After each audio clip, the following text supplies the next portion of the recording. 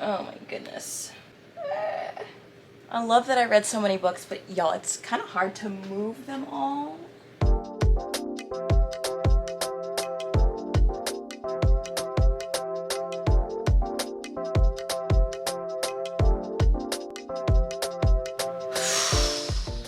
October was painfully long, and when I'm filming this, it's still not over somehow.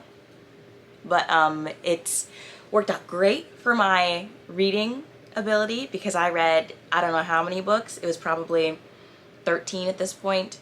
And yeah, I attribute that to coming back to BookTube. So, you know, if you really want to kick in the pants to get reading, just join BookTube, film everything, and put it online. And I don't have a lot of thoughts about every single book I read because two of them were middle grade mysteries. One of them I read from an audiobook on Libby, and there was one more that I just didn't care for. So this might be like an overarching glance, a cursory view, if you will, of the books I read. But, you know, if you want to hear about them, stay tuned. Why not? Grab a cup of coffee, hydrate with some water, grab an alcoholic beverage. I don't know when you're watching this, what time of day it is, but, you know, join in. So I read, like I said, a butt ton of things, and we're gonna just go through them as we will. Let's start from the bottom, as in like star rating, because I think I only gave one book 2 stars or thereabouts, and it was Thinner by Richard Bachman, aka Stephen King. This book was just kind of boring, if I'm being really honest. This is about a man who kills an old woman when she's jaywalking across the street. He ran over her with his car, and the way in which he was distracted is very, it's very Stephen King. And after he has killed this woman, this gypsy man, who he doesn't know how he's related to her, he thinks he's her husband, curses him with the word thinner, and then he begins to shrink and shrink and shrink, and which is fine for a while because he was, you know, towards obese and he needed to get his health together, but then it starts to get a little too much. And this was good for the first 40 pages, and then it was good for the last 10 pages. There's a lot of book in here that is it's just a road trip trying to solve our problems. And I guess I don't vibe with Stephen King's writing because he's very like introspective. You get a lot of the thoughts of our main character, and most of Stephen King's characters, I don't like their thoughts. And they're usually quite mean. And this is a horror, so I don't know why I expected anything less than that. But yeah, I don't think that I'm a Stephen King girly, and I think I'll have to unhaul the other 3 or the other 2 books that I have by Stephen King. But I mean, it was readable. It happened.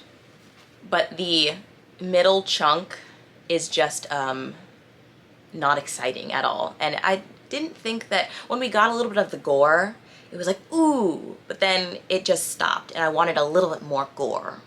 Let's go with probably the next rating up from that too, which was a book that I actually DNF'd, and I probably should have kept it DNF'd, but I'm an optimist, what can I say? And it is Halloween Party by Agatha Christie.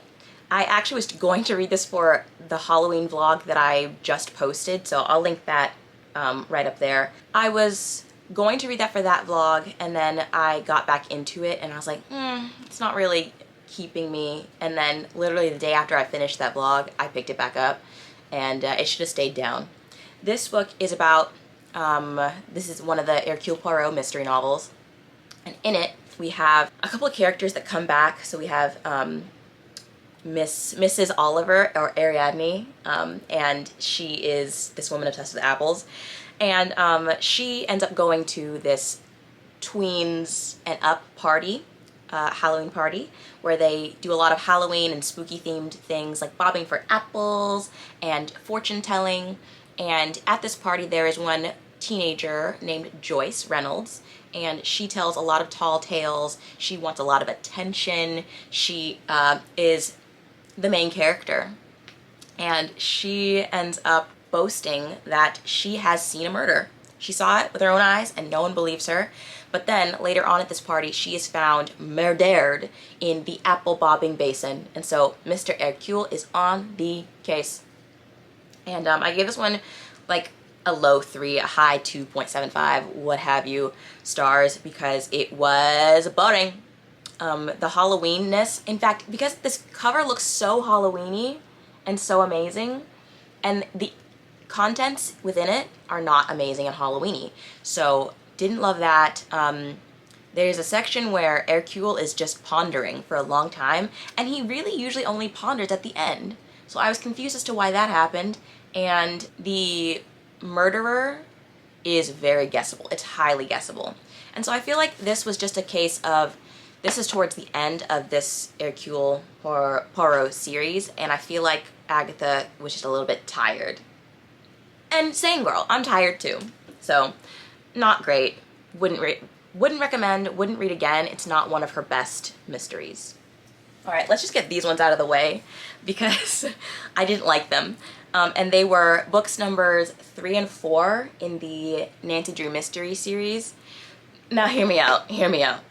I had an idea, because I'm full of them, I'm full of ideas and other things. My idea was that I was going to do a video where I was going to read one Nancy Drew mystery a day, and it was going to be for 7 days, so a whole week-long video. Those clips have since been deleted because I could only get through 2 of the days. Granted, these are only 180 pages. They are children's books, but they are boring. They are boring. This is about Nancy Drew. She's a teen sleuth.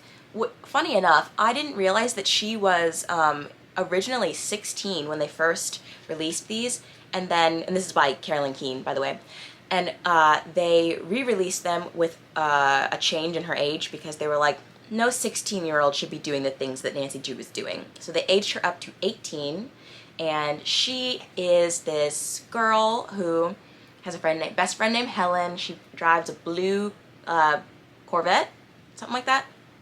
She is a Titian blonde, which, tell me why I did not realize that Nancy Drew is not blonde. She's like more of a coppery, fiery redhead blonde thing. So I learned the definition of Titian while I was reading these books, and she has a father who is a lawyer, and his lawyering involves a lot of sleuthing for some reason. Don't know why. But she goes on mysteries, and so she went to solve the bungalow mystery and the mystery at Lilac Inn. Of the 2, I think I enjoyed this one more because the plot is simpler than the 4th book. The 4th book kind of confused me, and it shouldn't have.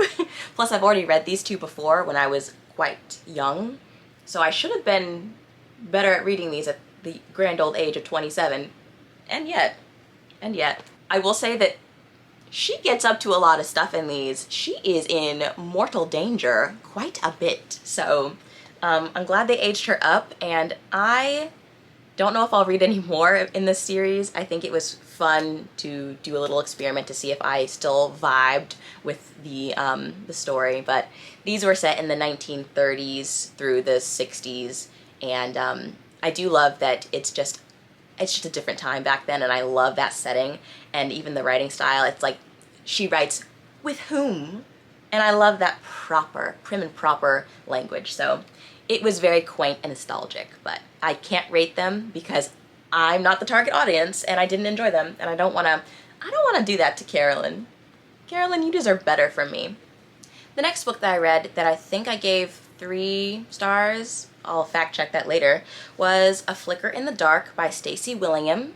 This book is about this psychologist whose name is Chloe, and she is living in Louisiana. She's about to get married. She has a troubled past because her father is the suspected killer of all of these girls in her old town of Brobridge, I think. She has been living with that hanging over her head. She's the child of a mass murderer, a serial killer, and then she gets a little paranoid when teen girls in her present life start going missing and showing up dead, and she's convinced that it has something to do with her, and so she investigates. This was just a good read. It was fast-paced, it was thrilling enough, and I enjoyed the writing style.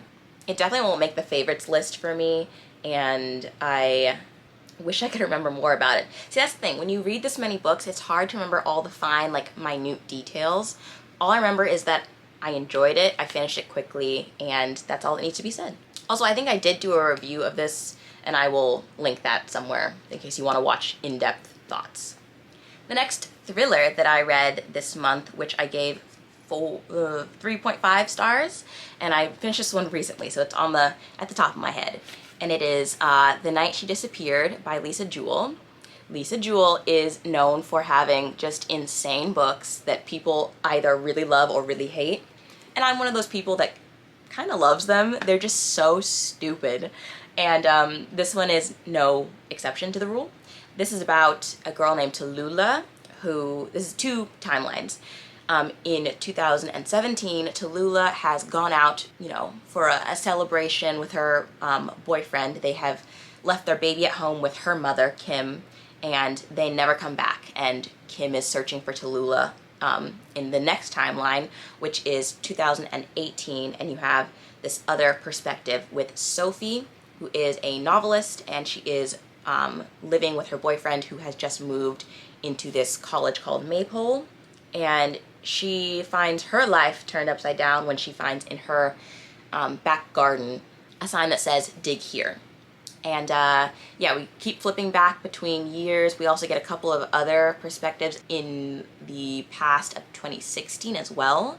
And I enjoyed this one. It was a nice ride. It was very suspenseful. There was a lot of suspicion cast about, and it talks about motherhood a little bit and where you should take your life.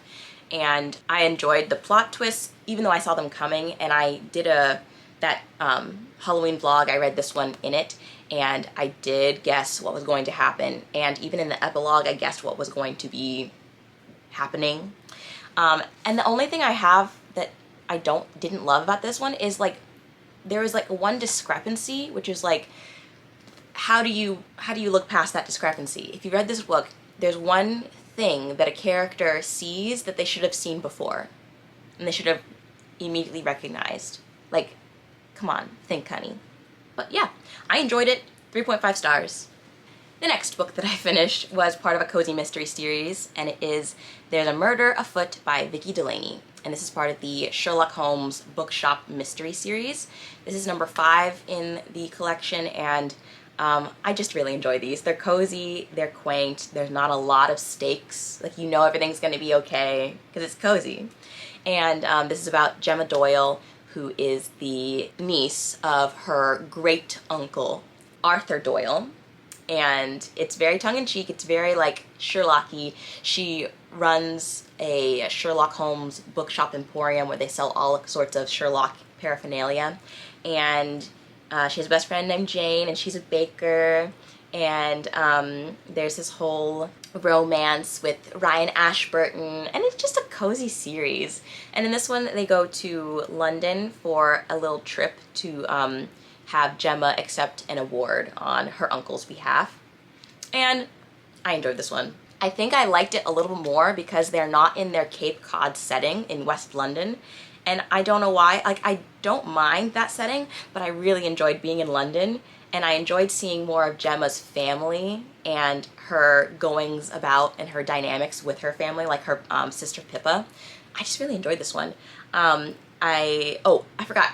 This is set in London, and the person that gets murdered, which you already know from the flap on the book, is her uncle that she's never met before. Her uncle gets murdered, and they think that her father did it. So she has to sleuth and investigate so that her daddy doesn't get thrown in jail. Yes. This is a good time. Very cozy. And the only thing that I didn't love is that we brought Donald along with us for the ride, and Donald just kept getting underfoot. And I was like, please, just send Donald home. Send him on the first flight back to Cape Cod. Thank you. The next book that I read was another review that I did, and I will link down below. It was A Walk to Remember by Nicholas Sparks. I read this one because I wanted to cry, plain and simple. Give it 4 stars, but Landon Carter is a dummy and a douchebag, but Jamie Sullivan is beautiful. So We Forgive and We Forget. Yeah, this is about Jamie and Landon and their love story. Yeah, if you haven't watched A Walk to Remember, go watch it, especially because it's way better than the book. Way better. This one is... In fact, I don't know if I'll ever read any more Nicholas Sparks novels because I don't think I like his writing style. And that's not...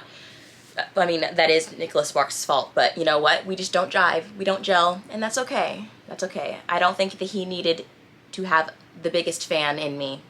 I don't think that he cares. Okay, we're gonna go with House of Roots and Ruin for the next review we're gonna do. I give this book, I'm changing it to 5 stars because it was so good. House of Roots and Ruin is the sequel slash companion in the House of Salt and Sorrows series. I don't know if there's another name for it, but this is about 2 of the sisters, or no, this is about 1 of the sisters from the first book, House of Salt and Sorrows, and this is by Erin A. Craig. And in this one, we travel away from Verity's home island to Bloem. And Bloem is ruled by this duke and this duchess, and they want to commission Verity to paint their son for them, Alexander. And when Verity ends up getting there, some creepy things start to happen, and there's a little bit of romance, there's some fantasy, there's some botany. I love this one. I love Verity, I love Alexander, and I loved the twists and turns that happened in this one, and I loved it more so because I didn't have to reread the first book, because I wasn't planning on it, and I didn't, and it still was a good time, because I forgot a lot of the things that happened. Yeah, I love that you don't have to reread or even read the first one. You can just dive into this one, and you'll have a good time. So, 5 stars. I'm settling on it now, 5 stars. Okay, the next book that is the last one that I did not reread is The Omnibus of Holic, and I loved this. I used to be a manga girly, but I hadn't purchased any newer manga. Actually, no, I was a comic book girly. I read all of not all, but like a lot of the DC and Marvel comics, like Birds of Prey, I love that one, The Runaways. I read a lot of X-Men stuff when I was younger, and I just fell out of the habit. And then I received this from my brother, so thank you. And I was like, ooh, this is my favorite anime, and it's spooky, so it's on theme for October, so I figured I would just take a perusal. And when I tell you that it was such a joy to read this, it was so great. This is about not Yuko, this is about Watanuki, who is a young man in Japan who is troubled with the power of seeing spirits and being plagued by those spirits on the daily. And so one day he has this feeling, this pull to walk towards this kind of like antique-y shop that is owned by Yuko, who happens to be a space witch. And she talks a lot about fate and how things were just meant to happen and how he was drawn there by these things. And she also grants wishes, and when he has a wish that she can grant, she does so. But the only thing is, because she granted his wish, there's a debt. A debt has to be paid, and that debt is that he has to work in her shop for the foreseeable future. And so he becomes like her maid of sorts and her helper, and he goes on all of these missions with her, and there's a lot of like creepy spooky tales and morals, and it's a great experience. The art style is beautiful. Like, let's see, like, look at that, that's beautiful. Let's find one of Watanuki. Oh, look at this spread. Don't you just love it? It's so beautiful. The art style, the stories, loved it. And there's like a little crossover thing with Tsubasa Chronicle, which, when I tell you Tsubasa Chronicle was my ish back in the Dizay, loved. 5 stars. And the last book that I read this past month was just a reread for my heart and soul, because well, first of all, I need to finish the duology. And second of all, I love this book. I love it. And it is, Strange the Dreamer by Laini Taylor. This is about this orphan who works in a library whose name is Laszlo Strange, and he has big dreams. He is a scholar. He would love to be a scholar, but he's not allowed to be. But he reads, he writes, he spends his days in the libraries, his nose in a book, and he is searching for the city of which the name was lost, which is called Weep. And that's all I can really say about this book. 5 stars. It's a beautiful tale. It's a beautiful love story. It's a tragic love story. It's a fantasy, and I'd forgotten how much I loved this book because it was a booktube darling back in 2017, and I think I spent too much time between book 1 and book 2, which is Muse of Nightmares, that I just really didn't, I forgot a lot of things and I just couldn't keep going. But now that I have finished this one again, I can go on to the second book in November, hopefully. I can get to it then, and I can finish off the duology. As you can see, it has been well tabbed, and it's a great story. That's all I can say about this one. Oh my gosh, I need to insert this. I also read Rock, Paper, Scissors by Alice Feeney. I listened to that one via audiobook from Libby, and it is about this couple who are on their last attempt to salvage their marriage, and so they go to a deserted church that turned into an Airbnb in Scotland, and it's like a snowy, isolated kind of a feel to it, and the wife has been writing letters to her husband over their 10 years of marriage, and she has decided to give them to him now. And that's all I can say about this book. It was twisty-turny. I enjoyed the twists, I enjoyed the turns. I enjoyed the way it was told because the husband has prosopagnosia, and that means he has face blindness, so he doesn't recognize his own wife every time he wakes up in the morning, every time he sees her, essentially. He has a hard time even recognizing himself in the mirror, and so that is a wonderful way of telling this story because obviously you have to wonder things. And yeah, I loved that aspect. I also loved the dual timelines and the telling of the story and the Scottish loch, because I was listening to this on the audio, and the amount of times that the narrator says the word loch like that, it was like, ooh. But yeah, I loved the setting.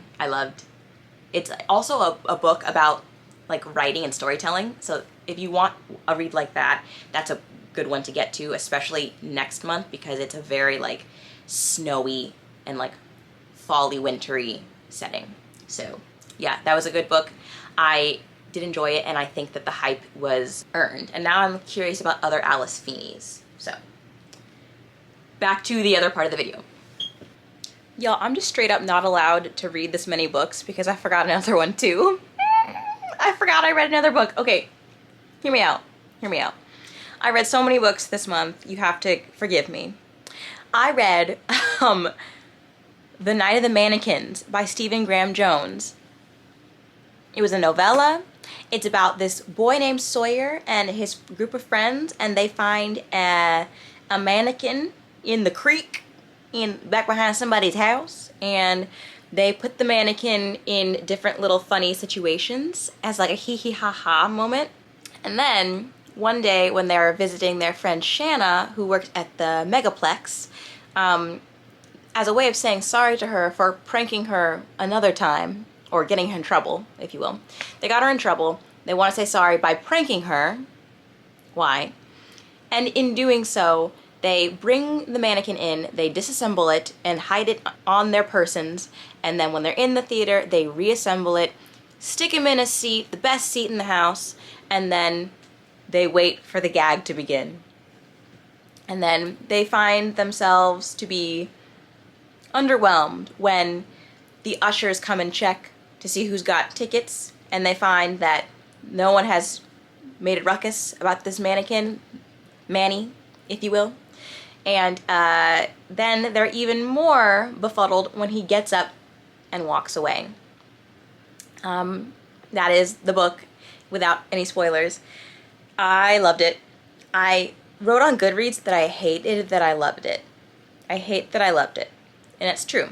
Because it's not what you think it's gonna be, but I liked that it wasn't what I thought it was gonna be. I like that Mr. Stevie, he really fooled me. He made me think. He said, "You thought." And I am now intrigued with more of Stephen Graham Jones's work. So I might have to go on a whole kick where I read his novels. If they're anything like this one, I think I'll have a good time. It was weird. It was a weird book, and there was like this touching quality to it at the end. I don't know. I enjoyed it. I know a lot of people didn't, but I'm not a lot of people. Anyways, so yeah, adding that into this footage after I also added something else into the footage. Like, this has been hours later, and I've just figured this out, that I did not talk about a single book. Don't read this many books in a month. You'll forget. Okay. I gave this book 4.5 stars. It was really good. Check it out. Okay, those are all the books that I read. I have no idea how many pages. I don't even think I'm gonna tabulate. I think we're gonna just leave it there. And I want to talk about a couple of books that I would like to get to in the next month. And I don't know if I'm going to get to these books, quite plainly. I don't know, because I am joining the Get a Clue Readathon hosted by Rainy Blue. I think that's her channel name. And I joined Team Green with Nell Diamond. So hey Nell, I joined your team if you're okay with that. I first heard about this on Nell's Sprints last week, and I was like, ooh, that sounds like fun.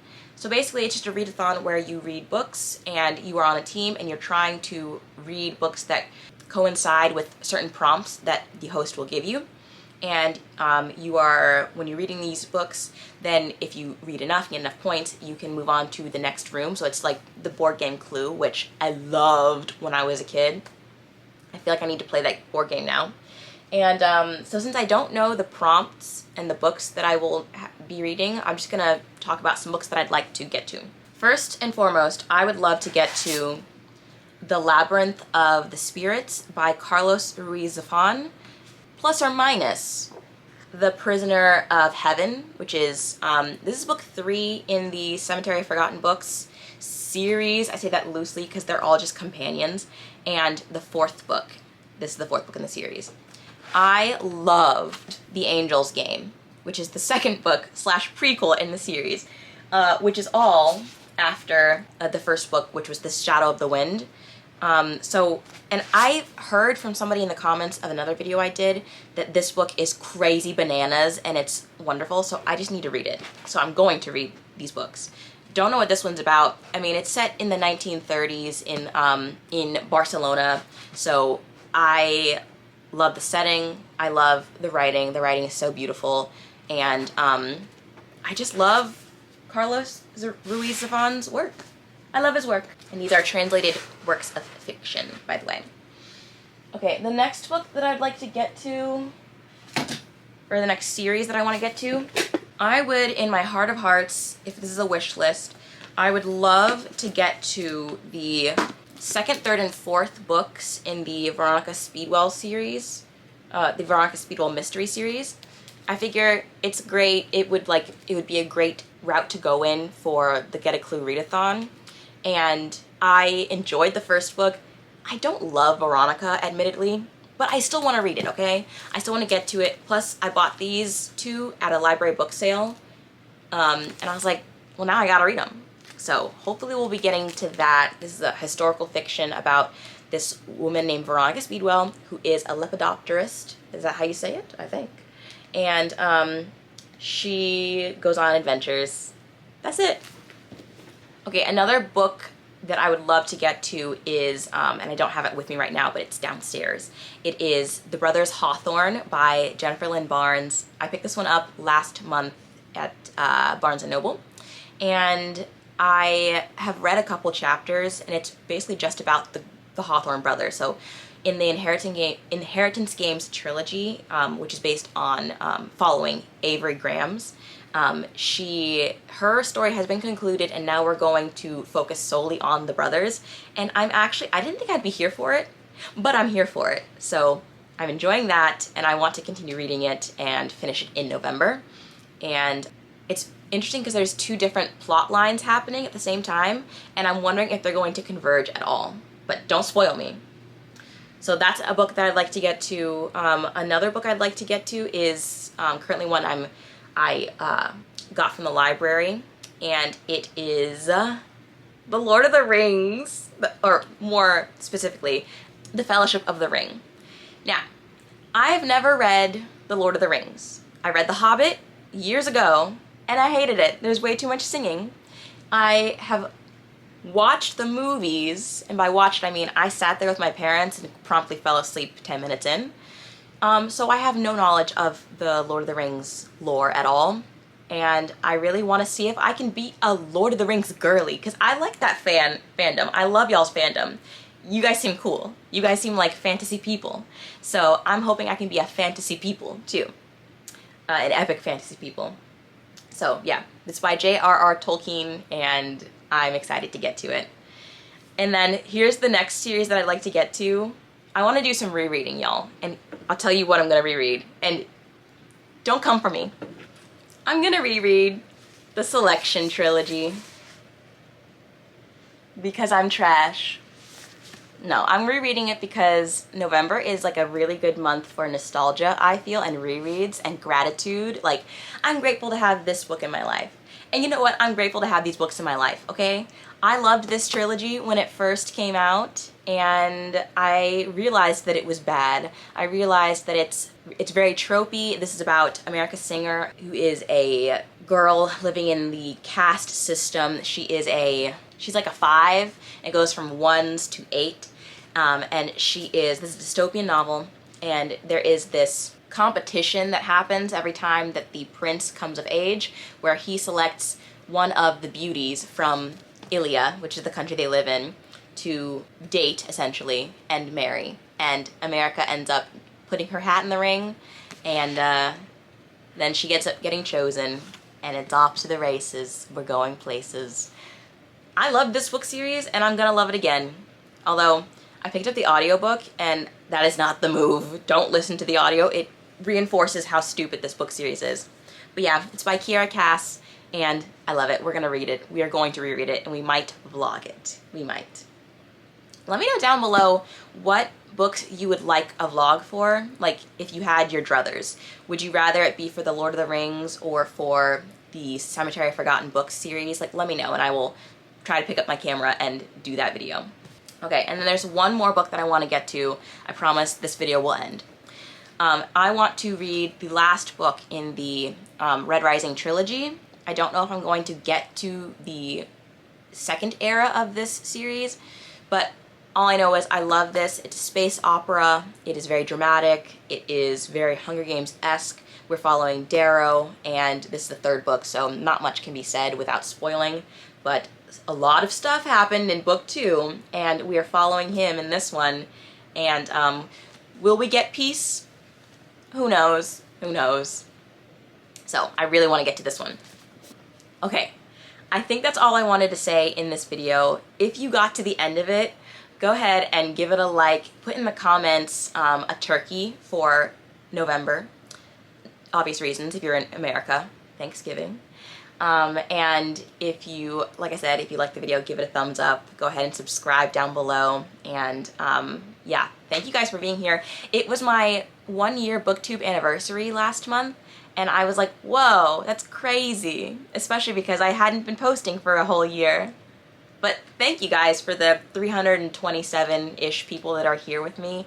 You guys are awesome. And thank you to Karen from Her Story, because she sent a comment that then propelled me back into booktube, and I'm loving being here again. So thanks, Karen. You're awesome. And yeah, I will talk to you guys again in the next video. I think that's all I have to say. Bye.